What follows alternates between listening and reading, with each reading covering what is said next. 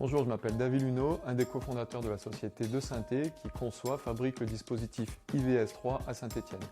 Le dispositif, qui s'appuie sur les bases de la thérapie miroir ou de l'observation de l'action, est dédié à des patients en récupération post-AVC ou suite à des traumatismes complexes du membre supérieur et lorsque la douleur chronique peut s'installer.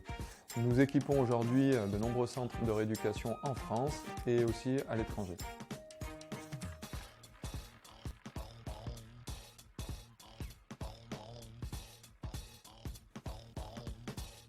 Le principe de fonctionnement est simple. On va proposer au patient d'enregistrer des mouvements à partir de son brassin qui sera placé sur la table et ensuite le dispositif va retourner le bras afin que le patient puisse voir son bras lésé bouger à nouveau. Ce mécanisme est important puisque les patients perdent la représentation du mouvement, n'ont plus la capacité à définir la bonne programmation du mouvement et le fait de voir le mouvement va les aider à reprogrammer ce mouvement.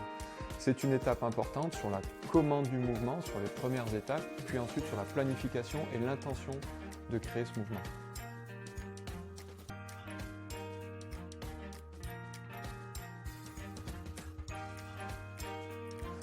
Le gros avantage du dispositif IVS3 est qu'il va permettre d'inclure un très grand nombre de patients sur ces techniques de rééducation.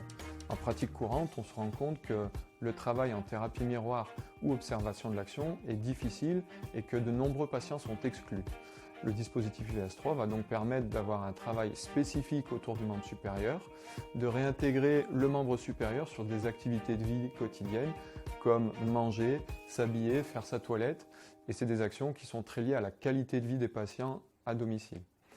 Ceci est d'autant plus intéressant que c'est une technique qui est complémentaire aux autres activités de rééducation et donc on sait que permettre de stimuler le patient sur l'ensemble de la chaîne de rééducation va augmenter son potentiel de récupération.